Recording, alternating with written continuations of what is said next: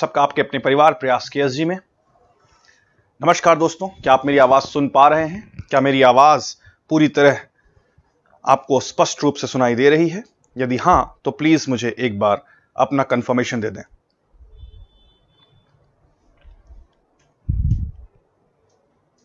Hello everyone. Hello everyone. Good evening everyone. If my voice is clearly audible to all of you, if there is no hindrance, if there are no barriers between us and our communication is completely hurdle free, then please give me a confirmation.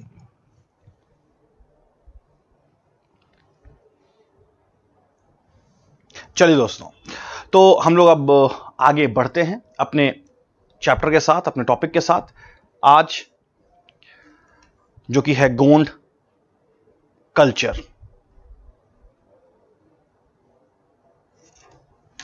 दोस्तों, कल हमने Gond tribes के बारे में पढ़ा था। आइए कुछ तथ्यों के बारे में हम एक बार फिर से रिकॉल करते हैं। दोस्तों, कल हमने गोंड ट्राइब्स के बारे में पढ़ा था और पढ़ते वक्त हमने गोंडों के बारे में कुछ चीज देखी थी कि गोंड ट्राइब्स का पहली चीज तो ज्योग्राफिकल एक्सपेंशन कहां पर है। हमने देखा उनका भौगोलिक विस्तार मध्य प्रदेश, समूचे मध्य प्रदेश के करीब करीब 20 से 22 जिलों में है। 20 से 22 जिले, इसलिए गोंड ट्राइब्स को सबसे ज्यादा भौगोलिक भूभाग पर विस्तृत जनजाति कहा गया है। एक ऐसी जनजाति के रूप में, एक ऐसी ट्राइबल कम्युनिटी के रूप में उनकी पहचान होती है जो मध्य प्रदेश के सबसे बड़े ज्योग्राफिकल एरिया पर पाई जाती है। गोंड वर्ड के बारे में हमने देखा दोस्तों, गोंड वर्ड एक तेलुगु वर्ड से लिया है जिसका नाम होता है कोंड और इस वर्ड का मतलब होता है माउंटेन। माउंटेन यानी पहाड़। दोस्तों, हमने यह देखने की कोशिश की कि माउंटेन जो है दोस्तों, वो माउंटेन ना सिर्फ गोंड वर्ड का एक शाब्दिक अर्थ है, बल्कि रिलीजियसली, स्पिरिचुअली काफी ज्यादा गोंडों के सांस्कृतिक जीवन, सामाजिक जीवन का एक अभिन्न हिस्सा है।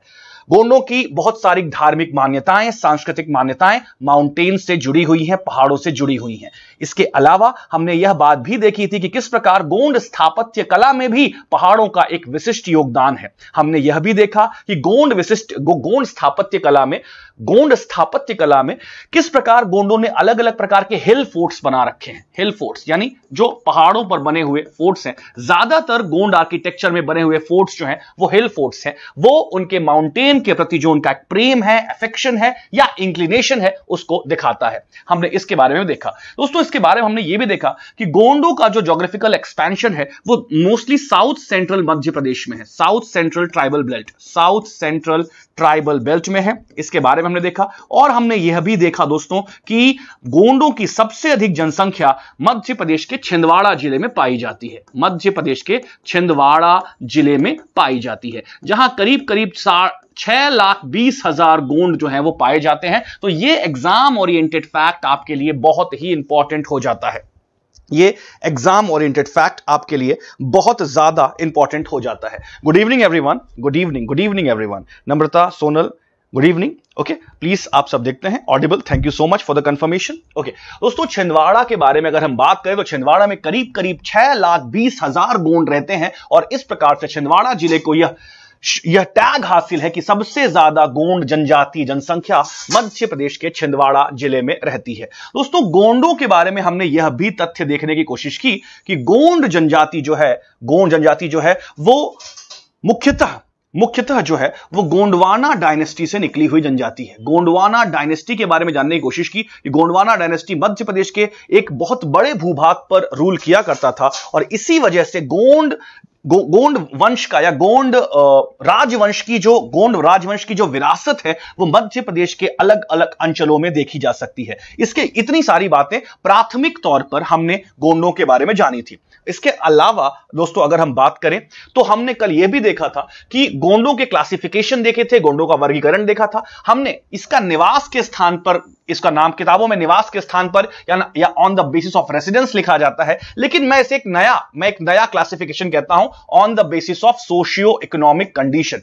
On the basis of socio economic condition यानी सामाजिक आर्थिक आधार पर गोंडों का वर्गीकरण मुख्यतः 3 श्रेणियों में किया गया है। वह 3 श्रेणियां कौन कौन सी हैं दोस्तों? सबसे पहले राजगोंड होते हैं जो एलीट या रॉयल क्लास होते हैं। कुलीन वर्ग होता है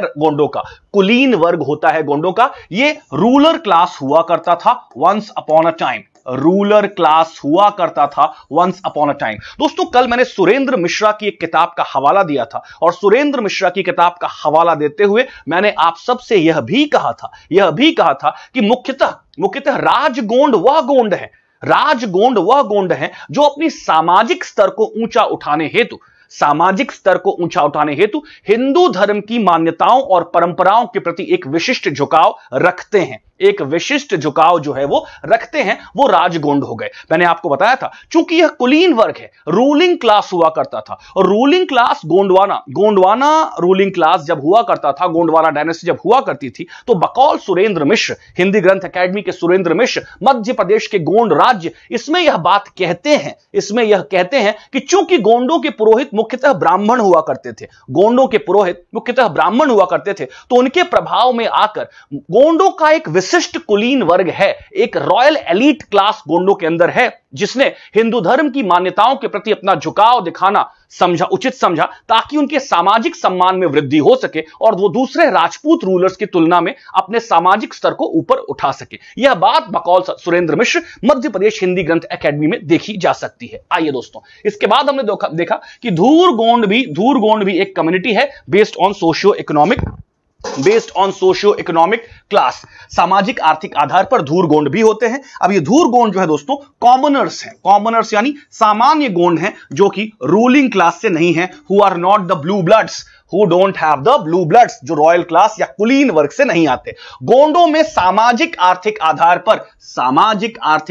पर गोंडों की सबसे ज्यादा पिछड़ी हुई मोस्ट बैकवर्ड कम्युनिटी है मुरिया या मारिया। कल मैंने आप सबको यह भी बताया था दोस्तों कि मुरिया या मारिया कोई अलग से जनजातीय समूह नहीं है, कोई अलग सामाजिक पहचान रखने वाला समूह नहीं है। गोंडों में ही सबसे निम्न सामाजिक आर्थिक पहचान रखने वाले, या हम कह सकते हैं सोशियो इकोनॉमिक इंडिकेटर्स पर, सामाजिक आर्थिक संकेतकों पर सबसे निम्न पायदान, सबसे निचले पायदान पर मौजूद जनजाति जो है वह कहलाती है मुरिया या मारिया ट्राइब। तो आई होप ये तीन जो क्लासिफिकेशन है आपको समझ में आ गया होगा। दोस्तों इसके अलावा हमने एक और क्लासिफिकेशन देखा था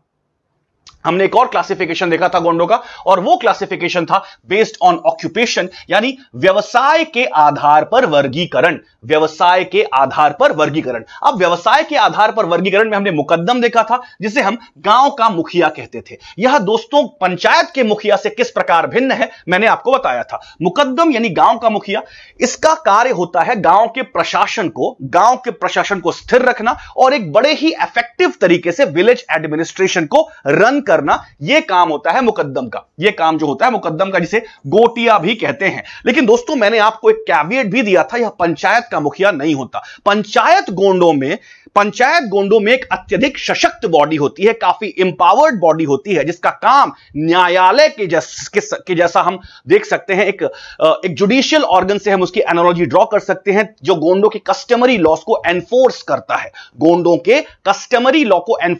है, या सामाजिक कानूनों को क्या करता है, प्रवर्तनीय बनाता है उनका पंचायत। तो पंचायत का मुखिया जो होता है दोस्तों, माझी, देशमुख और भोई होता है। माझी, देशमुख और भोई जो हैं वो पंचायतों के मुखिया होते हैं। लेकिन कई मध्य प्रदेश पीएससी के लिए कई प्रकाशकों ने मुकद्दम को ही पंचायत का मुखिया बताया है, या फिर गोतिया को ही पंचायत का मुखिया बताया है। इस चीज को लेकर मतांतर है कि मुकद्दम कौन है और माझी कौन है, लेकिन मैंने आपको दोनों ही बातें स्पष्ट कर दी हैं। ऑप्शन को देख करके आप चीजों को सॉर्ट कर लेंगे। आइए दोस्तों, अगर हम बात करें इसके बाद कि प्रधान कौन होता है, तो यह प्रीस्टली क्लास ऑफ गोंड होता है, गोंडों का पुजारी वर्ग होता है। मैंने प्रधान कम्युनिटी के बारे में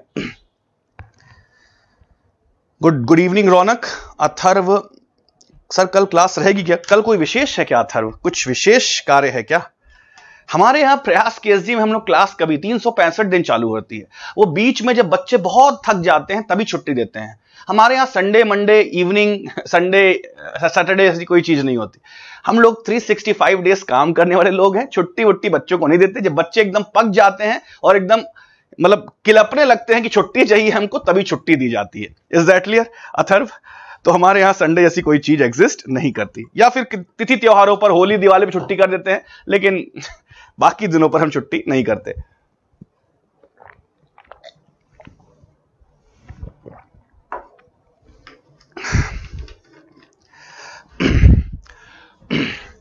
दोस्तों प्रधान गोंडों के बारे में मैंने आपको बताया था। प्रधान गोंड जो है वो गोंडों का प्रीस्टली क्लास होता है या पुजारी वर्ग होता है। दोस्तों प्रधान जो है वो गोंडों की एक गोंडों की एक सब ट्राइब भी है या उप जनजाति भी है। और मैंने आपको बताया था प्रधान गोंड जो है वो मध्य प्रदेश का सबसे ज्यादा शिक्षित जनजातीय समूह है। अपनी बात को पुनः दोहराता हूं, प्रधान गोंड जो है वो मध्य प्रदेश का सबसे ज्यादा शिक्षित जनजातीय समूह है, सबसे ज्यादा लिटरेट ट्राइबल ग्रुप है। Is that clear? अच्छा, कोयला भूतिस दोस्तों प्रोफेशनल डांसर्स होते हैं, नर्तक होते हैं। मैंने आपको कल बताया भी था, भूत डांस करते हैं, कोयला भूतिस आप ऐसा याद कर सकते हैं। अगरिया दोस्तों लोहे का काम करने वाले आयरन स्मिथ्स होते हैं। सुल्हास जो होते हैं वो कारपेंटर्स होते हैं। और ओझा जो होते हैं वो तांत्रिक होते हैं, तांत्रिक। अच्छा, तांत्रिक और पुजारी में अंतर समझिएगा आप सब, बड़ा कंफ्यूजन होता है एग्जाम में, ओवरलैपिंग ऑफ फैक्ट्स जब होती है। ओझा जो होते हैं तांत्रिक होते हैं, ओके,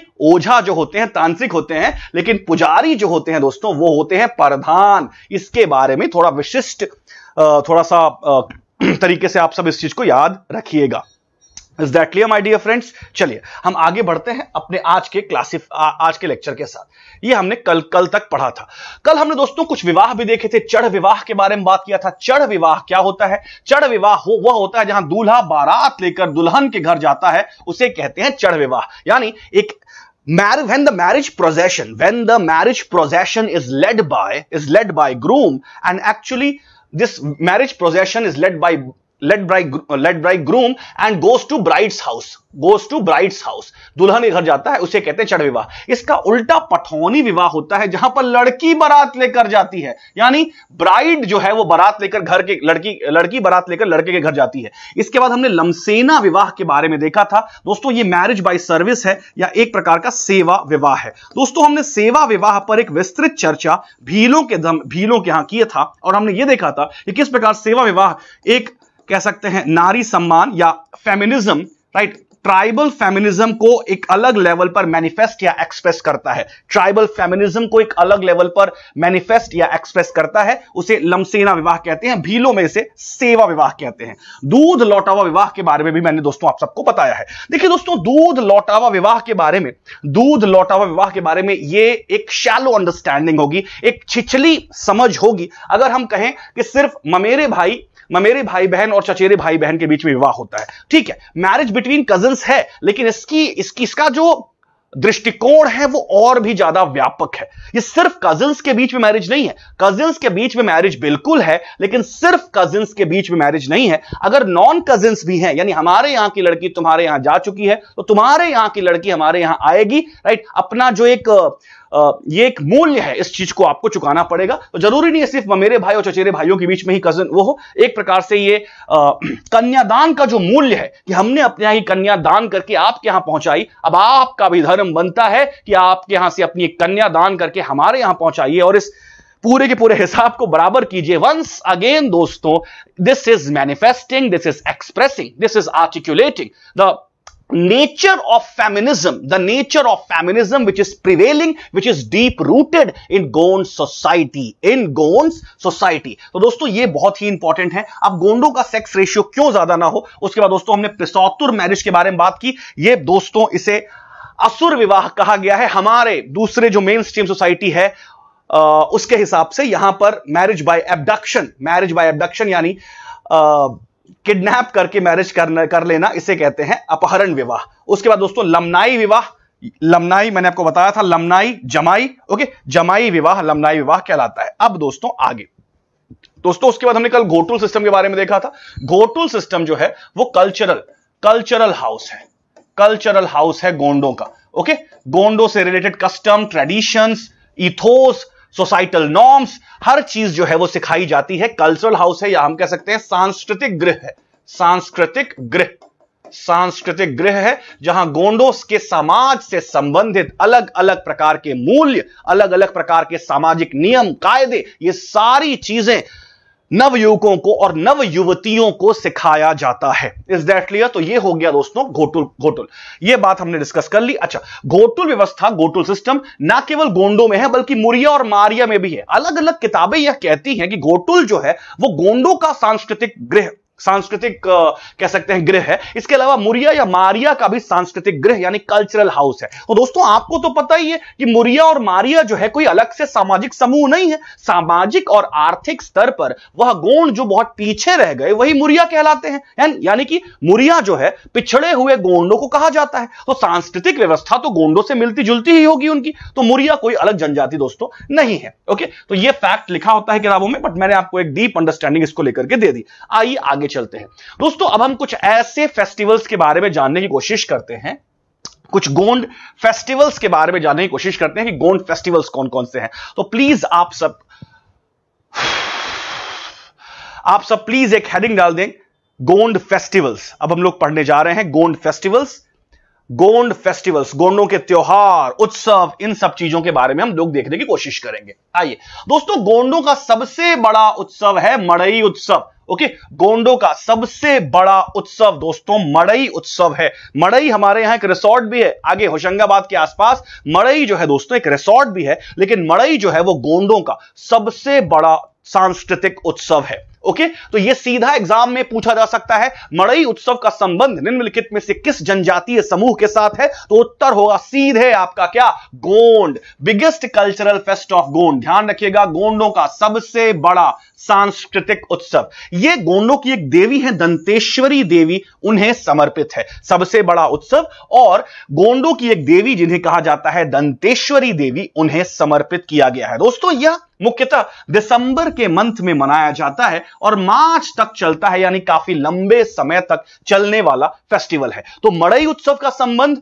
गोंडों से है। मड़ई उत्सव का संबंध दोस्तों किससे है? गोंडों से। और गोंडों का सबसे बड़ा सांस्कृतिक उत्सव, सबसे बड़ा सांस्कृतिक उत्सव है। यह बड़ा ही इंपॉर्टेंट फैक्ट है। स्टार ट्रिपल, आप जितने स्टार मार लीजिए उतने स्टार मार लीजिए। और किसे डेडिकेटेड है आप सबको पता है, दंतेश्वरी देवी को समर्पित है। अच्छा, एक प्रकार से एक फ्यूजन है, यह गोंड समुदाय का एक सामाजिक, आर्थिक और धार्मिक जीवन शैली का एक स्वरूप है। It is a fusion of socio economic and religious lifestyle of Gond community. Okay, इसमें गोंडों का सामाजिक जीवन, आर्थिक जीवन और रिलीजियस लाइफस्टाइल जो है, उस सब चीजों का फ्यूजन आपको इस फेस्टिवल में देखने को मिलेगा। खैर, आपको पता होना चाहिए कि मड़ई उत्सव का संबंध गोंड जनजाति से है और यह गोंडों का सबसे बड़ा सांस्कृतिक उत्सव है। अच्छा, अब दोस्तों हमारा एक और फेस्टिवल है गोंडों का, वो है लारूकाज फेस्टिवल। कौन सा फेस्टिवल? लारूकाज। यदि आप देखिए दोस्तों, कई मॉक्स में एक प्रश्न घूम रहा है, निम्नलिखित में से किस उत्सव में सुअर की पूजा की जाती है? ओके, सॉरी, सुअर की बलि दी जाती है। निम्नलिखित में से किस उत्सव में सुअर की बलि दी जाती है? दोस्तों आगे चलकर हम बैगाओं का एक फेस्टिवल पढ़ेंगे। दोस्तों आगे चलकर हम बैगाओं का एक फेस्टिवल पढ़ेंगे, तब मैं लारूकाज फेस्टिवल के साथ एक एनोलॉजी, एक कंपैरिजन जो है वो ड्रॉ करने की कोशिश करूंगा और बताऊंगा कि कुछ फेस्टिवल्स ऐसे हैं जहां सुअर की पूजा की जाती है, कुछ फेस्टिवल्स ऐसे हैं जहां सुअर की बलि दी जाती है। दोस्तों ध्यान रखिएगा, लारूकाज फेस्टिवल जो है वो एक ऐसा फेस्टिवल है जहां सुअर की बलि दी जाती है, ना कि सुअर की पूजा की जाती है। आप इसे ऐसे याद करें, लारूकास को लारूकाट याद रखें, ताकि आपको पता हो कि यहां पर सुअर की बलि दी जाती है। लारूकाट, लारूकास, लारूकाट। ओके, ताकि आप उन फेस्टिवल्स के साथ इसे ना जोड़े या उन फेस्टिवल्स के साथ आप कंफ्यूज ना हो जहां पर सुअर की पूजा की जाती है। इसको ऑन कीजिए, ठीक है। तो लारूकास फेस्टिवल दोस्तों ये एक ऐसा फेस्टिवल है जहां आप देख सकते हैं सुअर की बलि दी जाती है और गोंड जो है इस फेस्टिवल को मनाते हैं। मान्यता यह है कि इस त्योहार के माध्यम से परिवार में सुख समृद्धि आती है। It is believe that this festival brings happiness and prosperity in the family. तो दोस्तों दो उत्सव हमने पढ़े, मड़ई और लारूकास। आगे चलते हैं दोस्तों, एक तीसरा उत्सव है, उसे कहते हैं पोला उत्सव। ओके, उसे कहते हैं पोला उत्सव और इसे हरधोली उत्सव भी कहा जाता है, लेकिन ज्यादातर किताबों में उसे पोला उत्सव या पोला त्योहार कहा जाता है। दोस्तों यह श्रम का उत्सव है, श्रम का उत्सव। Okay, it is actually a celebration of labour. It is actually a celebration of labour या श्रम का उत्सव है, सेलिब्रेशन ऑफ लेबर। ध्यान रखिएगा, सेलिब्रेशन ऑफ लेबर। ध्यान रखिएगा दोस्तों, इस पोला त्योहार में बैल की पूजा की जाती है, बैल की पूजा की जाती है, क्योंकि देखिए गोंडों की जो आर्थिक जीवन है, गोंडों का जो आर्थिक जीवन है वो मुख्यतः कृषि पर निर्भर है। गोंडों का आर्थिक जीवन मुख्यतः कृषि पर निर्भर है, और कृषि पर निर्भर है, और ये गरीब लोग हैं, ट्रैक्टर हार्वेस्टर तो उनके पास होगा नहीं, होगा भी तो 1-2% लोगों के पास होगा। 97-98% लोग जो हैं वो मैनुअल खेती करते होंगे बैल या ऑक्स की मदद से। दोस्तों चूंकि ऑक्स या बैल राइट उन्हें रोजगार पैदा करता है, उसके श्रम के वजह से ही उसके श्रम के वजह से ही गोंडों का जनजीवन, गोंडों का जो एक आर्थिक जीवन है वो समृद्ध होता है। ऐसे में वो अपना ग्रैटिट्यूड जो है, वो अपना ग्रैटिट्यूड या एक विशेष आभार बैल की पूजा करके उसके श्रम को उसके श्रम हेतु उसे देते हैं। Is that clear? तो this is actually a festival, Pola festival, in which a special gratitude is actually expressed to the ox. Special gratitude is expressed to ox because of the labor that an ox puts in agricultural production. तो यहां देख सकते हैं दोस्तों बैल की खेती में पूजा की जाती है। दोस्तों अब तक हमने 3 उत्सव पढ़े। सबसे पहले मैं आपको बता दूं, सबसे पहले गोंड फेस्टिवल्स के बारे में, गोंड फेस्टिवल्स के बारे में एक बार फिर से हम रिकॉल करते हैं। 3 उत्सव पढ़े। सबसे पहले हमने पढ़ा सबसे बड़ा उत्सव उनका मढ़ई उत्सव, जो कि दंतेश्वरी देवी को पूजा करने के लिए किया जाता है। उसके बाद दोस्तों हमने देखा कि पोला उत्सव जो है दोस्तों, पोला उत्सव जहां ऑक्स की पूजा की जाती है। इसके अलावा दोस्तों हमने एक तीसरा उत्सव देखा, तीसरा उत्सव जो यहां था लारूकाज फेस्टिवल, जहां सुअर की बलि दी जाती है। लारूकाज फेस्टिवल जहां सुअर की जो बलि है दी जाती है। मैंने आपको लारूकाज को लारूकाट के रूप में याद कराया ताकि आपको पता हो कि यहां पर सुअर की बलि दी जाती है। ये तीनों उत्सव, ये तीनों फेस्टिवल्स जो हैं वो गोंड कम्युनिटी में मनाए जाते हैं। दोस्तों आइए चलते हैं। इसके अलावा अब हम देखते हैं दोस्तों एग्रीकल्चरल फेस्टिवल्स या कृषि महोत्सव जो गोंड कम्युनिटी मनाती है। सबसे पहला उत्सव जो गोंड कम्युनिटी मनाती है उसे घजड़ा उत्सव कहते हैं। दोस्तों घजड़ा उत्सव, देखिए मैंने आपको भीलों के टाइम में भी पढ़ाया था। भीलों के 3 अलग अलग उत्सव पढ़ाए थे। पहला प्री कल्टीवेशन, सोविंग सीजन में जब सोविंग कर रहे होते हैं यानी बुआई कर रहे होते हैं, ध्यान रखिएगा, उस वक्त उत्सव मनाया जाता है। उसके बाद अच्छे कल्टीवेशन के लिए, याद करिए, अच्छे कल्टीवेशन के लिए रेन गॉड्स की पूजा की जाती है, रेन गॉड्स की पूजा की जाती है। उसके बाद जब कल्टीवेशन हो जाता है, हार्वेस्टिंग हो जाती है और हमारे नए ग्रेन्स आ जाते हैं तो नए ग्रेन्स की पूजा की जाती है। तो सोविंग के टाइम पे एक अलग फेस्टिवल बनाया जाता है। उसके बाद प्रॉपर कल्टीवेशन के लिए रेन गॉड्स की पूजा की जाती है। और तीसरी बार जब बारिश हो गई, अच्छी पैदावार हो गई और अब नए ग्रेन्स को, नए फूड को लोग कंज्यूम कर रहे हैं, तो तीसरा फेस्टिवल जो है वो मनाया जाता है। तो जैसा भीलों में हमने 3 अलग अलग फेस्टिवल पढ़े थे, एग्रेरियन फेस्टिवल्स, उसी प्रकार हम गोंडों में भी 3 अलग अलग उत्सव देखेंगे। दोस्तों सबसे पहले है हमारा घजड़ा उत्सव।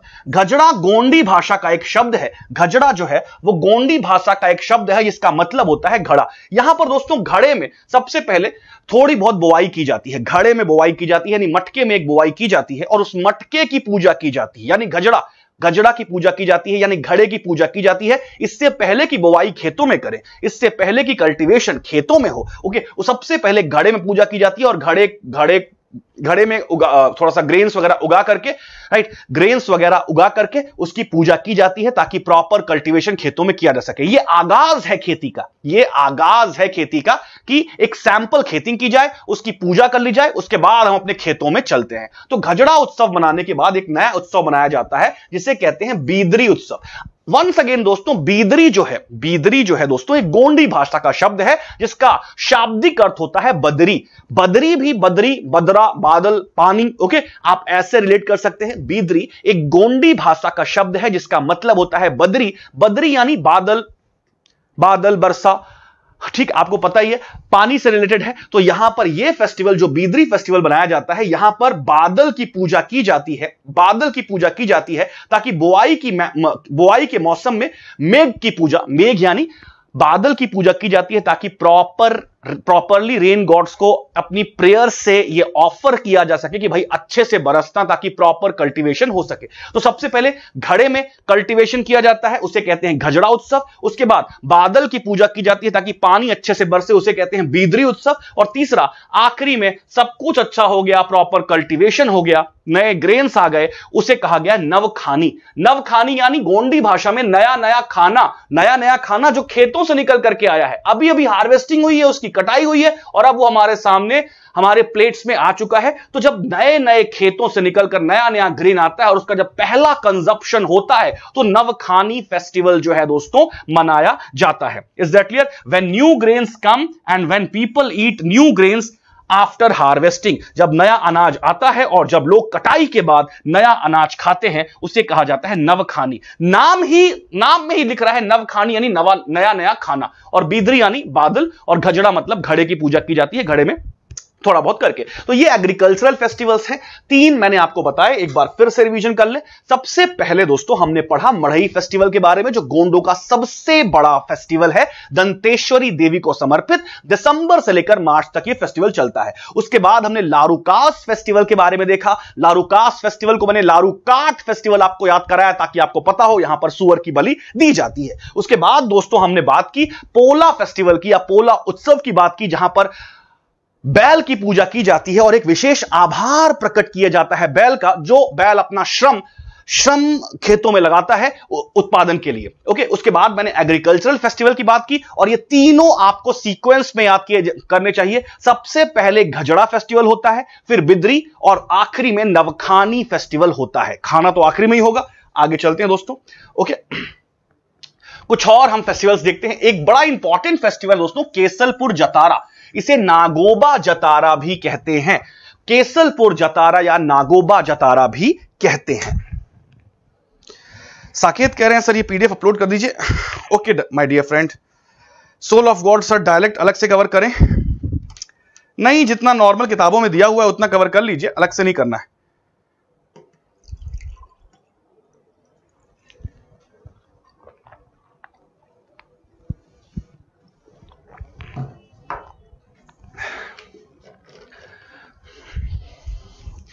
चलिए मैं अपलोड करा दूंगा पीडीएफ। देखो मेरे भाई साकेत, मेरे भाई देखो मेरी बात सुनो, आप लोग रनिंग नोट्स लेते चलिए, पीडीएफ में अपलोड करा दूंगा, डोंट वरी अबाउट इट। हम पीडीएफ अपलोड करा देंगे, डिस्क्रिप्शन में हम आपको पीडीएफ अपलोड करा देंगे, या हमारे टेलीग्राम ग्रुप पर आपको इसकी पीडीएफ मिल जाएगी, डोंट वरी। बट इससे पहले कि हम पीडीएफ बनाएं, आप अपने नोट्स भी बनाते चलिए। हमारे टेलीग्राम ग्रुप पर हम आपको पीडीएफ अपलोड करवा देंगे, don't worry. Is that clear? Don't worry. अब दोस्तों अगला फेस्टिवल है जिसे कहते हैं केसलपुर जतारा, और इसी फेस्टिवल को नागोबा जतारा भी कहते हैं। केसलपुर जतारा, अच्छा, ये गोंडों का दूसरा सबसे बड़ा फेस्टिवल है। पहला सबसे बड़ा फेस्टिवल क्या था? मढ़ई। याद करिए, पहला सबसे बड़ा फेस्टिवल जो था दोस्तों वो क्या था? मढ़ई फेस्टिवल था, और ये गोंडों का दूसरा सबसे बड़ा फेस्टिवल है। दोस्तों ये दूसरा सबसे बड़ा फेस्टिवल तो है, लेकिन ये एक ऐसा फेस्टिवल है गोंडों का जो मध्य प्रदेश में सेलिब्रेट नहीं किया जाता। एक्चुअली में इस फेस्टिवल का नाम नागोबा जतारा है, क्योंकि यहां पर एक विशेष प्रकार के नाग की पूजा की जाती है। लेकिन चूंकि यह तेलंगाना के गांव जिसे कहते हैं केसलपुर, वहां मनाया जाता है, इसलिए इसे केसलपुर जतारा भी कहते हैं। कुल मिलाकर मैं कहना आपसे यह चाहता हूं कि नागोबा जतारा इस फेस्टिवल का नाम है, जहां एक विशेष प्रकार की नाग की पूजा की जाती है, जिस नाग का नाम है श्री शेख नाग। ओके, श्री शेख, जहां एक विशेष प्रकार की नाग की पूजा की जाती है, जिसे कहा जाता है श्री शेख नाग। श्री शेख नाग की पूजा की जाती है। आप देख सकते हैं आपकी स्क्रीन पर श्री शेख नाग, इसकी जो है पूजा की जाती है। और चूंकि यह फेस्टिवल केसलपुर में मनाया जाता है, और Kesalpur is a place, Kesalpur is a place in Telangana. That's why this festival is also known as Kesalpur Jatara. अब देखिए इस फेस्टिवल में क्या होता है। इस विशेष श्री शेख नाग की पूजा करने के लिए specially north India, central India से सारी गोंड कम्युनिटी के लोग गोदावरी नदी का जल भरकर गोदावरी नदी का जल भरकर उस जल को केसलपुर लेकर जाते हैं ताकि श्री शेखनाग पर उसका अर्पण यानी जलार्पण कर सके, जल चढ़ा सके। तो इसके 3 फैक्ट्स बड़े इंपॉर्टेंट है। पहला, ये जो देखा जाए केसलपुर जतारा, पहला फैक्ट, गोंड समुदाय या गोंड जनजातियों में मनाया जाने वाला एक त्योहार है। गोंड समुदाय में मनाया जाने वाला त्योहार है। तो पहला प्रश्न तो यही आ जाएगा, नागोबा जतारा या केसल जतारा मध्य प्रदेश की कौन सी जनजातीय समूह में मनाया जाता है? तो आंसर होगा आपका गोंड। दूसरा प्रश्न, केसलपुर जतारा क्या मध्य प्रदेश में मनाया जाता है? आंसर है नहीं। मध्य प्रदेश के गोंड जनजाति के लोग केसलपुर जतारा फेस्टिवल में, त्योहार में पार्टिसिपेट करने के लिए जाते जरूर है, लेकिन यह फेस्टिवल मध्य प्रदेश में नहीं होता, केसलपुर नाम की एक जगह पर होता है, जो कि कहां पर है? तेलंगाना में। तीसरा महत्वपूर्ण फैक्ट यह है दोस्तों कि यहां पर गोदावरी नदी का पानी गोंड जनजाति अपने एक कह सकते हैं कि बोतल में या लोटे में भर करके उसे लेकर जाते हैं, गोदावरी नदी का पानी, इस श्री शेखनाग को चढ़ाने के लिए, राइट। और यह दोस्तों गोंडों का दूसरा सबसे बड़ा उत्सव है। पहला सबसे बड़ा उत्सव कौन सा है? मढ़ई, ओके। और मढ़ई किसे डेडिकेट किया गया है? दंतेश्वरी देवी को, दंतेश्वरी देवी को। दोस्तों आइए हम लोग आगे चलते हैं। अच्छा, अब हम गोंडों के बारे में बात करें तो एक बार फिर से हम सारे फेस्टिवल्स को रिवाइज कर लेंगे। सारे फेस्टिवल्स हमने कौन कौन से पढ़े? सारे फेस्टिवल्स। दोस्तों चलिए मेरे साथ आप सब रिकॉल करते रहिए। सबसे पहला फेस्टिवल अगर हम बात करें, सबसे टॉप पर मढ़ई फेस्टिवल, जो कि सबसे बड़ा सांस्कृतिक उत्सव है गोंडों का। दूसरे नंबर पर उनका सबसे बड़ा उत्सव है केसलपुर जतारा, जो कि मध्य प्रदेश में सेलिब्रेट नहीं किया जाता, तेलंगाना में सेलिब्रेट किया जाता है। नागोबा जतारा भी इसे कहा जाता है। गोदावरी नदी का पानी ले जाकर श्री शेखनाग को चढ़ाया जाता है, उसे कहते हैं केसल जतारा। इसके बाद हमने पढ़ा दोस्तों लारूकाज फेस्टिवल। लारूकाज फेस्टिवल को आपको लारूकाट फेस्टिवल के रूप में याद कराया, जहां सुअर की बलि दी जाती है, जहां सुअर की बलि दी जाती है या सैक्रिफाइस किया जाता है दोस्तों। उसके बाद हमने पढ़ा पोला उत्सव, जहां पर बैल या ऑक्स की पूजा की जाती है, ऑक्स की पूजा जो है वो की जाती है। उसके बाद दोस्तों हमने 3 एग्रीकल्चरल फेस्टिवल्स देखे। 3 एग्रीकल्चरल फेस्टिवल्स जरा सीक्वेंस में याद करें। पहला है घजड़ा उत्सव, जहां घड़े की पूजा की जाती है। घड़े में ही पहले खेती की जाती है और घड़े की पूजा करके उसके बाद खेतों में जो है बुआई का काम जो है वो शुरू किया जाता है। उसके बाद नेक्स्ट जो उत्सव है उसे कहते हैं बिदरी उत्सव। बिदरी वंस अगेन एक गोंडी भाषा का शब्द है, जिसका मतलब होता है, शाब्दिक अर्थ, साहित्यिक अर्थ होता है बदरी, और बदरी का संबंध बादल से है। डेफिनेटली यहां पर मेघ की पूजा की जाती है। Cloud is worshipped in this festival, okay, ताकि प्रॉपर रेनफॉल हो सके और ऑप्टिमम प्रोडक्शन हो सके। और आखिरी में जब नए नए खाने की पूजा की जाती है, नए नया खाना आता है, उसे पहली बार कंज्यूम किया जाता है, तो उसे नवखानी फेस्टिवल कहा जाता है। नवखानी फेस्टिवल। तो मैंने 4 फेस्टिवल ये और 3 फेस्टिवल ये, 7 फेस्टिवल आपको गोंडों के याद करने हैं, सिर्फ 7 festival. I hope friends you got it. आगे चलते हैं। अब दोस्तों हम बात करते हैं गोंडों में किए जाने वाले कुछ डांसेस की। कुछ डांसेस की। आइए डांसेस ऑफ गोंड्स के बारे में हम बात करते हैं। सबसे पहला और सबसे इंपॉर्टेंट दोस्तों, सबसे पहला और सबसे इंपॉर्टेंट फेस्टिवल जिसे कहते हैं कर्मा। आप यहां पे 1 2 3 4 5 सारे स्टार्स लगा दीजिए। Is that clear? कर्मा उत्सव सबसे इंपॉर्टेंट क्यों है? लेट मी टेल यू दोस्तों। सबसे इंपॉर्टेंट इसलिए है क्योंकि इसे सबसे पुराना ट्राइबल डांस माना गया है। Okay, very very very important point, right. 200 points to this fact. यह प्रश्न आ सकता है, निम्नलिखित जनजातीय नृत्यों में से सबसे पुराना जनजातीय नृत्य किसे कहा गया है? तो आंसर होगा कर्मा नृत्य। ओके, दूसरा प्रश्न, कर्मा नृत्य जो जनजातीय नृत्यों में से सबसे पुराना जनजातीय नृत्य है, उसको कौन सा जनजातीय समूह मनाता है? तो आंसर है गोंड, और इसे बैगाओं में भी सेलिब्रेट किया जाता है, क्योंकि बैगा भी कभी वंस अपॉन अ टाइम गोंडों से ही निकली हुई एक उपशाखा थी। यदि गोंड और बैगाओं के बीच में आप थोड़ी सिमिलैरिटीज देखने की कोशिश करेंगे तो काफी ज्यादा कल्चरल सिमिलैरिटी, कल्चर में काफी ज्यादा सिमिलैरिटी, कल्चरल सिनेरियो में बहुत ज्यादा सिमिलैरिटी गोंड और बैगा के बीच में देखने को मिलेगी। माना जाता है कि बैगा जो थे वंस अपॉन अ टाइम वो गोंडों के पुजारी हुआ करते थे, लेकिन बाद में बैगाओं ने अपनी एक अलग सामाजिक सांस्कृतिक पहचान बनाने की कोशिश की और वो शाखा से गोंडों से अलग हो गए। लेकिन बैगाओं के यदि आप सांस्कृतिक परिदृश्य को, कल्चरल सिनेरियो को देखने की कोशिश करेंगे तो आप पाएंगे काफी ज्यादा कल्चरल सिमिलरिटी गोंडों के साथ पाई जाती है। और दोस्तों कर्मा नृत्य जो है वो गोंड भी सेलिब्रेट करते हैं और बैगा भी सेलिब्रेट करते हैं। तो निम्नलिखित कर्मा नृत्य मनाया जाता है, यदि गोंड आंसर आएगा तो गोंड हो जाएगा, बैगा आ जाएगा तो बैगा हो जाएगा, और अगर 1 और 2 दोनों होगा तो आप दोनों उस पर टिक मार देंगे। लेकिन दोस्तों यह सबसे महत्वपूर्ण तथ्य यह है, परीक्षा उपयोगी और सबसे ज्यादा महत्वपूर्ण तथ्य यह है कि यह सबसे पुराना आदिवासी नृत्य है, सबसे पुराना आदिवासी नृत्य। यही नहीं, अभी और सुनिए, कर्मा नृत्य एकमात्र, मेरी बात को जरा गौर से सुनिएगा, बड़ी महत्वपूर्ण परीक्षा उपयोगी बात करने जा रहा हूं आपके समक्ष में।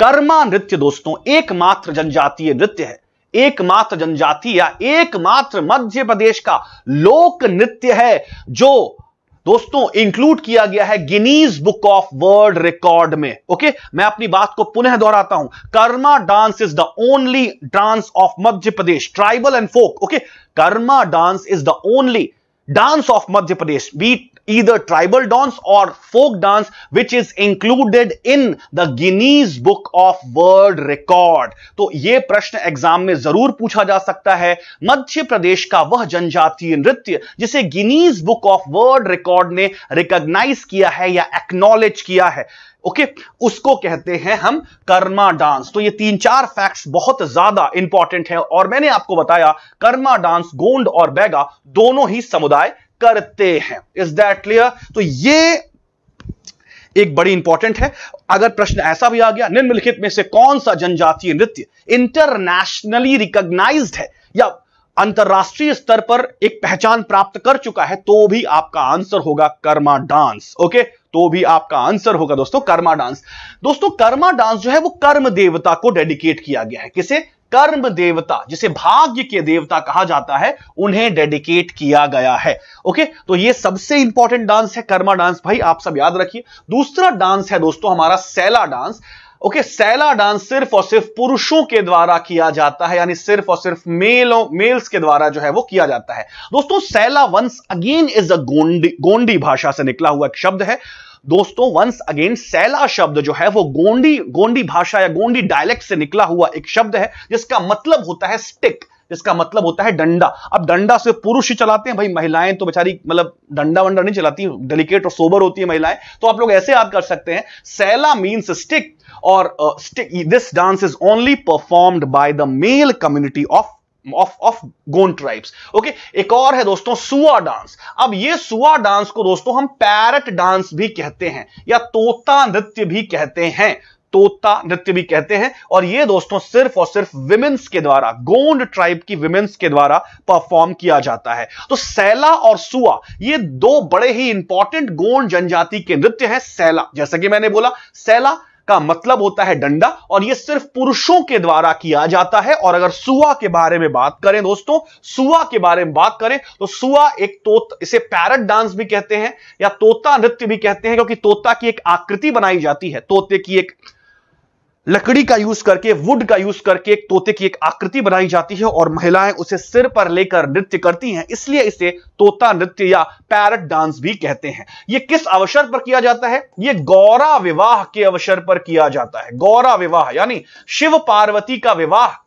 गोंड समुदाय एक विशिष्ट प्रकार का विवाह, शिव और पार्वती का विवाह जो है वो ऑर्गेनाइज करता है, इसे गौरा विवाह कहते हैं। दोस्तों आप देख सकते हैं कि हमारे जनजातीय लोगों का जो सांस्कृतिक परिदृश्य है वो मुख्य धारा के लोगों के सांस्कृतिक परिदृश्य से, यानी हिंदू धर्म के सांस्कृतिक परिदृश्य से बिल्कुल अलग नहीं है। बहुत सारे anthropologist, the so called leftist anthropologist ने पूरी कोशिश की कि मुख्य धारा के हिंदू धर्म और जनजातीय समाज के बीच में सांस्कृतिक खाई पैदा की जा सके। लेकिन आप देख सकते हैं काफी ज्यादा कल्चरल सिमिलैरिटी हमारे ट्राइबल ट्राइबल लोगों में और हिंदू सोसाइटी में देखी जा रही है। इसका मतलब जो है हिंदू धर्म ही ट्राइबल सोसाइटी का पार्ट है, या यूं कहें ट्राइबल सोसाइटी भी हिंदू धर्म का पार्ट है। Both complements each other. Is that clear? इसे तोता नृत्य कहा जाता है। गौरा विवाह के अवसर पर, गौर विवाह नहीं है, गौरा विवाह के अवसर पर किया जाता है। और यहां पर एक मांदर नाम का नृत्य जो है, मांदर नाम का वाद्य यंत्र बजाया जाता है। ओके, तो ये दोनों ही डांसेस दोस्तों बड़े ही इंपॉर्टेंट डांसेस हैं, राइट? सैला, सुआ और कर्मा। ओके, आइए आगे चलते हैं दोस्तों। उसके बाद अगला नृत्य है हमारा भड़ौनी नृत्य। भड़ौनी, ये बड़ा अच्छा नृत्य है, ये बड़ा ही अच्छा नृत्य है दोस्तों। ये भड़ौनी, ये भड़ौनी लिखा हुआ है, इसे हिंदी में थोड़ा करेक्ट कर लें, अड़ा है भड़ौनी। ओके, मैं थोड़ा सा व्हाइट में लिख देता हूं ताकि आपको और विजिबल हो। भड़ौनी, भड़ौनी नृत्य है दोस्तों। ये एक बड़ा अच्छा नृत्य है जो विवाह के अवसर पर, मैरिज के अवसर पर किया जाता है, जहां बड़े ही मीठे मीठे शब्दों में महिलाएं, मीठे मीठे शब्दों में जो महिलाएं, विशेषकर वधू पक्ष की महिलाएं यानी ब्राइड साइड की जो महिलाएं हैं दोस्तों, वो ग्रूम साइड को यानी वर पक्ष के पुरुषों को मीठे मीठे शब्दों में गाली देती हैं। और ये एक मान्यता है कि वर पक्ष के पुरुषों को प्रॉपरली हॉस्पिटैलिटी देने के लिए, उनका एक अच्छा स्वागत सत्कार करने के लिए उन्हें मीठे शब्दों में गाली देना अत्यंत आवश्यक है। तो दोस्तों आप देख सकते हैं, भड़ौनी एक सांस्कृतिक नृत्य है जो मंडप के नीचे, विवाह के अवसर पर मंडप के नीचे किया जा सकता है। आप देख सकते हैं भड़ौनी, आप कहते हैं ना बाद में भाड़ में जाओ। ओके, तो आप यहां पर याद कर सकते हैं कि आप किसी को गाली दे रहे हैं। भाई आप डेफिनेटली जब आप बोलेंगे भाड़ में जाओ तो आप किसी को नाराज होंगे, तभी तो कह रहे हैं, आप गाली दे रहे होंगे उसे। तो यह एक विशेष प्रकार का नृत्य है जहां महिलाएं जो हैं वो ग्रूम पक्ष को यानी वर पक्ष के पुरुषों को गाली देती हैं, लेकिन गाली थोड़ा मीठे शब्दों में देती हैं। ओके, और जो वर पक्ष के पुरुष हैं, ये इस गाली को सहने के बाद सिर्फ उनके पास एक ही ऑप्शन होता है कि वो मुस्कुरा कर इस गाली को एक्सेप्ट करें। उन्हें रिटेलिएट करने का कोई ऑप्शन जो है या प्रत्युत्तर देने का कोई ऑप्शन जो है वो अवेलेबल नहीं है। ये एक प्रथा है और इसे पूरे हंसकर स्वीकार किया जाता है। Is that clear? विवाह में तो भड़ौनी उत्सव याद रखिएगा, भड़ौनी नृत्य ये भी आप सब याद रखिएगा। तो दोस्तों अब इससे पहले कि हम सॉन्ग पर आएं, लेट्स रिकॉल द डांस। दोस्तों सबसे पहले हमने देखा गोंड डांसेस के बारे में अगर हम बात करें, गोंड जनजाति के नृत्य के बारे में बात करें, तो सबसे पहला दोस्तों हमने देखा कर्मा डांस। कर्म देवता को समर्पित, गिनीज बुक के द्वारा रिकॉग्नाइज्ड, अंतरराष्ट्रीय ख्याति प्राप्त गोंड नृत्य। और सबसे महत्वपूर्ण चीज ये कि सबसे पुराना जनजातीय नृत्य है, इसे कर्मा डांस जो है वो कहा गया है। इसके बाद दोस्तों हमने भड़ौनी नृत्य के बारे में अभी पढ़ा कि भड़ौनी नृत्य वह नृत्य है जहां ब्राइड साइड, ओके, यानी दुल्हन पक्ष की जो महिलाएं हैं वो वर पक्ष के पुरुषों को मंडप के नीचे विवाह के अवसर पर मीठे शब्दों में गालियां देती हैं। ओके, गालियां देती हैं, इसे भड़ौनी नृत्य कहा जाता है। ओके, इसके अलावा दोस्तों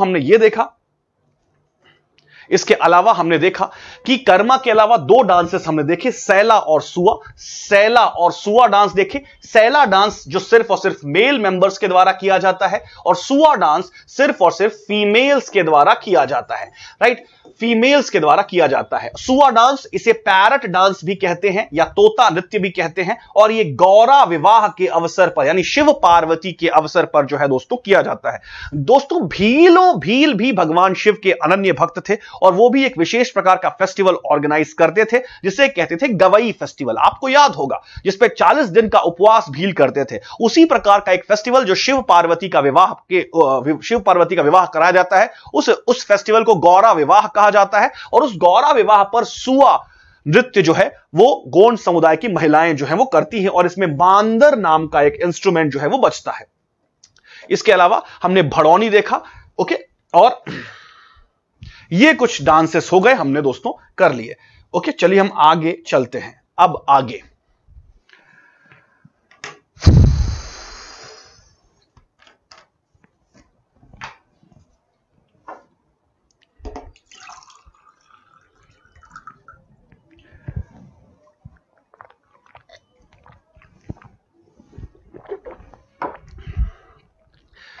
बड़े भैया पानी देंगे थोड़ा सा।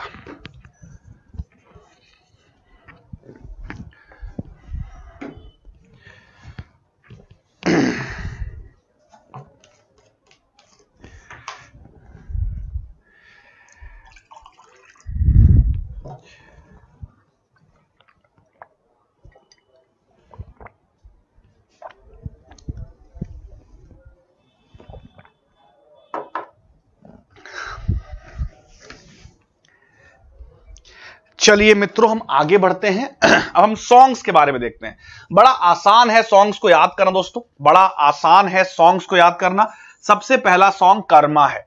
भाई कर्मा फेस्टिवल भी है, कर्मा डांस भी है, और कर्मा डांस करते वक्त एक कर्मा गाना भी गाया जाता है। कर्मा सॉन्ग भी है जो कर्मा डांस करते वक्त गाया जाता है, हम लोग पढ़ चुके हैं।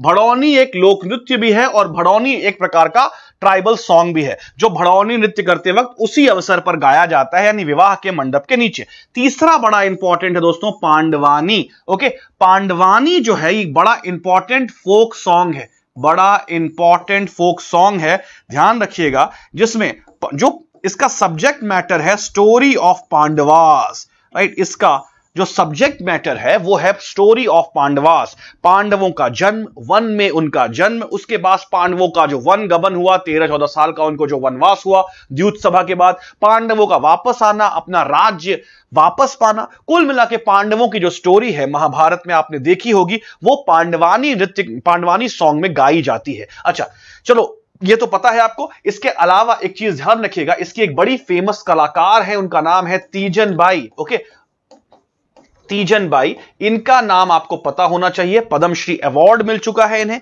पद्मश्री अवार्ड पांडवानी के लिए मिल चुका है। तीजन बाई आज की डेट में छत्तीसगढ़ में रहती हैं। छत्तीसगढ़ की एक बड़ी प्रसिद्ध पांडवानी कलाकार है, पांडवानी कलाकार है, लेकिन अविभाजित मध्य प्रदेश के दौर में, अविभाजित मध्य प्रदेश के दौर में ये मध्य प्रदेश की एक बड़ी सांस्कृतिक व्यक्तित्व हुआ करती थी। ओके, तो फिर भी इनका नाम को पता होना चाहिए।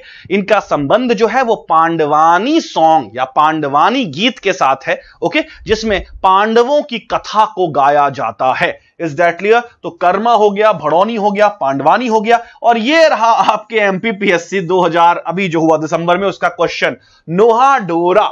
ओके, नोहा डोरा आपके सामने क्वेश्चन आया था। नोहा डोरा पेंटिंग, ओके, वो गोंडों में भी होती है, बैगाओं में भी होती है। दोस्तों ध्यान रखिएगा, गोंडों में भी होती है, बैगाओं में भी होती है। मैंने आपको बताया था बैगा जो है, बैगाओं का बहुत ज्यादा कल्चरल सिमिलैरिटी जो है वो गोंडों से आप ड्रॉ कर सकते हैं, because Bagas once upon a time were part of Gonds. Bagas once upon a time were considered as the priestly classes of Gond. Later, they carved out, they disassociated from Gond community, and they created their own social identity and they became Baga tribes. But if you want to trace the origin of Bagas, then you will come to know that Bagas once upon a time were part of Gond tribes. So we can find lot of cultural similarity between Gonds and Bagas. तो नोहाडोरा painting हो चाहे नोहाडोरा folk song हो, ये गोंड में भी प्राथमिक तौर पर देखा जा सकता है, लेकिन बैगाओं में भी देखा जा सकता है, ऐसा मध्य प्रदेश हिंदी ग्रंथ अकेडमी की कुछ पुस्तकें कहती हैं। अच्छा, अब बात करते हैं नोहाडोरा। नोहाडोरा दोस्तों एक ऐसा फोक सॉन्ग है, नोहाडोरा एक ऐसा फोक सॉन्ग है जो विवाह के अवसर पर गाया जाता है। और विवाह के अवसर पर कब गाया जाता है? जब दूल्हा रेडी हो रहा होता है, बारात ले जाने के लिए दूल्हा जो है वो क्या हो रहा होता है? रेडी हो रहा होता है मैरिज प्रोसेशन के लिए, यानी बस बारात लेकर दूल्हा जाने वाला है, उससे पहले यह गीत गाया जाता है कि भाई आज से तुम्हारी आजादी के दिन जो है वो खत्म हो चुके हैं, आज से तुम्हारा पुनर्जन्म हुआ है। ओके, आज से तुम्हारा जो है वो पुनर्जन्म हुआ है, आज के बाद तुम्हारे हर संबंध का रेफरेंस पॉइंट चेंज हो गया है। ओके, हर संबंध का रेफरेंस पॉइंट चेंज हो गया है, हर संबंध का बेंचमार्क चेंज हो गया है। आज के बाद अब तुम्हारे हर संबंध, चाहे वो पिता के साथ हो, मां के साथ हो, भाई के साथ हो, बहन के साथ हो, हर संबंध को रीडिफाइन किया जाएगा इस नए व्यक्ति के तुम्हारे जीवन में आ जाने के बाद। यह एक बहुत बड़ी सच्चाई है, आप सब समझते हैं। तो नोहाडोरा जो है ऐसे ही एक अवसर पर किया जाने वाला नृत्य है। किसने कहा है सिर्फ बेटियां विदा होती हैं, लड़के विदा नहीं होते क्या? ओके, चलिए हम बात करते हैं कौन कहता है सिर्फ लड़कियों का अधिकार छूटता है उनके घर से, उनके माता से, उनके पिता से? लड़कों का भी अधिकार छूटता है। ओके, चलिए बात करते हैं, किसी की गलती नहीं है इसमें। नोहाडोरा जो है दोस्तों क्या है? नोहाडोरा एक प्रकार का कह सकते हैं शादी में जाने से पहले एक विशेष प्रकार का लोक गीत है, ट्राइबल गीत है जो गाया जाता है। नोहाडोरा गीत भी है, नोहाडोरा पेंटिंग भी है। वंस अगेन नोहाडोरा पेंटिंग जो है एक विशेष प्रकार की वॉल पेंटिंग है जो शादी के अवसर पर की जाती है, शादी के अवसर पर की जाती है, और यही आपके एग्जाम में आया था। तो आई होप कर्मा, भड़ौनी, पांडवानी और नोहाडोरा जो है ये आपको क्लियर है। Is that clear? चलिए दोस्तों, अगला हमारा नृत्य है वो है दादरिया नृत्य। ओके, दादरिया गीत है, दादरिया गीत है। अच्छा सुनो, अब आप लोग सुननी पूरी बात। नोहाडोरा कब गाया जाता है? जब मैरिज प्रोसेशन यानी बारात जब बस जाने ही वाली है। ओके, यानी बारात के जाने से पहले नोहाडोरा गाया जाता है। अब बारात चली गई, नोहाडोरा सॉन्ग खत्म हो गया, अब बारात जा रही है और लोग नाच रहे हैं, गा रहे हैं, उत्सव मना रहे हैं। आज मेरे यार की शादी है, नागिन डांस चल रहा है, लुंगी डांस चल रहा है। ओके, सारे बेवड़े दोस्त लोट लोट के डांस कर रहे हैं सड़कों पर। ओके, ध्यान रखिएगा, उस वक्त ये दादरिया गीत गाया जाता है। Is that clear? उस वक्त ये दादरिया गीत गाया जाता है, और ये दादरिया गीत जो है ये बारात के दौरान गाया जाता है। नोहाडोरा बारात के विदा होने से पहले, ये बारात के दौरान दूल्हे को थोड़ा कॉन्फिडेंस दिया जाता है। ओके, ये भाई देखो ऐसा है कि ठीक है तुम विदा हो रहे हो, नए व्यक्ति का आगमन हो रहा है, लेकिन झुकना नहीं अपन को कभी भी। ध्यान रखिएगा, दोस्त जो हैं डांस कर रहे होते हैं, बोलते हैं झुकना नहीं अपन को, आज तक जैसे हमारे साथ थे बिल्कुल वैसे ही रहना है, अडिग। ओके, झुकना नहीं है। ओके, पुष्पा बन के रहना है। दादरिया तो एक प्रकार का ये हीरोइक सॉन्ग है, वीरता पूर्वक सॉन्ग है। दोस्त लोग जो लोट लोट के डांस कर रहे होते हैं, है ना, लोट लोट के डांस कर रहे होते हैं, उस पूरे के पूरे बारात में वो हीरोइक सॉन्ग गाते हैं, वीरता पूर्वक वीर रस वाले सॉन्ग गाते हैं, ताकि जो बकरा हलाल होने वाला है उसको जल्दी से, मतलब उसका थोड़ा सा कह सकते हैं कि मोटिवेशन लेवल बना रहे। ओके, तो दोस्तों चलिए, मजाक अपार्ट, मैंने मजाक में आपको याद कराया दादरिया डांस। तो दोस्तों अब ध्यान रखिएगा, नोहाडोरा कब गाया जाता है, पांडवानी कब गाया जाता है, भड़ौनी कब गाया जाता है, और कर्मा नृत्य कब गाया जाता है। Let's have a quick revision my dear friends. Karma नृत्य मध्य प्रदेश में गोंडों के द्वारा किया जाता है, और यह सबसे पुराना जनजातीय नृत्य है। सबसे पुराना जनजातीय नृत्य है। यह Guinness Book of World record के द्वारा रिकॉग्नाइज्ड डांस है। उसके बाद दोस्तों हम भड़ौनी नृत्य के बारे में बात करें। भड़ौनी नृत्य जो है विवाह के अवसर पर गाया जाता है, और मीठे मीठे शब्दों में भड़ौनी नृत्य भी है और भड़ौनी सॉन्ग भी है। राइट, अब नृत्य भी किया जाता है और सॉन्ग भी गाया जाता है, और सॉन्ग के माध्यम से गालियां दी जाती हैं। किसे? राइट, ग्रूम साइड के मेल मेंबर्स को गालियां दी जाती हैं मीठे मीठे शब्दों में, उसे भड़ौनी सॉन्ग कहते हैं। पांडवानी सॉन्ग, इसकी एक फेमस कलाकार है तीजन बाई, जो कि आज छत्तीसगढ़ में रहती है, लेकिन अविभाजित मध्य प्रदेश के, अविवाहित बहुत बोल रहा हूं मैं, थोड़ा अविवाहित हूं तो आजकल मुझे अविवाहित वर्ड बहुत जल्दी यूज आता है। अविभाजित, मैं क्या बोल रहा हूं? अविभाजित। तो अविभाजित मध्य प्रदेश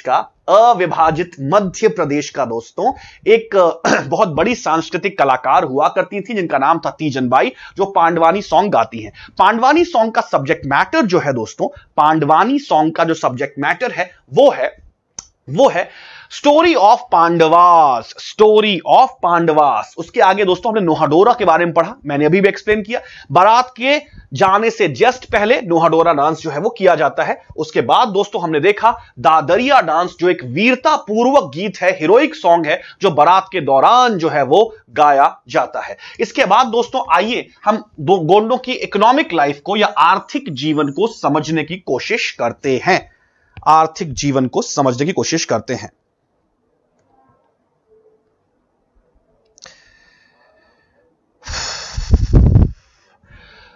दोस्तों सबसे पहले हम बात करेंगे डिग्ना आर्ट की। डिग्ना आर्ट, डिग्ना कला, ये एक विशेष प्रकार की वॉल पेंटिंग्स है। ये एक विशेष प्रकार की वॉल पेंटिंग्स है या वॉल पेंटिंग्स है। आजकल तो कैनवास पर भी होने लग गया। डिग्ना कला राइट, जिसे गोंड पेंटिंग्स भी कहा जा सकता है, गोंड पेंटिंग्स भी कहा जा सकता है। दोस्तों 2 साल पहले दुर्गाबाई व्याम एक बड़ी गोंड कलाकार चर्चा में थी, एक बड़ी गोंड कलाकार जो है वो चर्चा में थी, उनका संबंध डिगना आर्ट से था। दोस्तों आपने जंगड़ सिंह श्याम का भी नाम सुना होगा, उनका संबंध भी डिगना आर्ट से था। दोस्तों आपने भज्जू सिंह श्याम का नाम सुना होगा, भज्जू सिंह श्याम का नाम सुना होगा। भज्जू सिंह श्याम जो है अभी रिसेंट में 1-2 साल पहले की बात है, जिनकी तारीफ स्वयं हमारे यशस्वी प्रधानमंत्री श्री नरेंद्र मोदी जी ने, उन्होंने अपने मन की बात में की थी, मन की बात में की थी।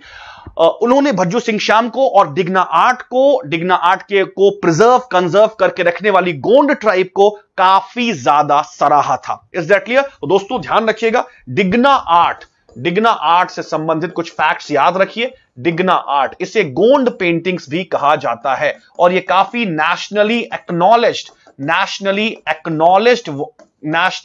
और इवन इंटरनेशनली रिकॉग्नाइज्ड और एक्नॉलेज्ड पेंटिंग्स हैं। इसमें मैंने आपको बताया जंगगढ़ सिंह श्याम, आपने जरूर पढ़ा होगा इनका नाम। जंगगढ़ सिंह श्याम का संबंध जो है वो गोंड पेंटिंग से है। इसके बाद मैंने आपको दुर्गाबाई व्याम के बारे में बताया, जिन्हें हाल ही में पद्मश्री पुरस्कार मिला था और एमपीपीएससी मरीन पर एक क्वेश्चन भी आ चुका है। इसके बाद अलावा भज्जू सिंह श्याम के बारे में भी मैंने आपको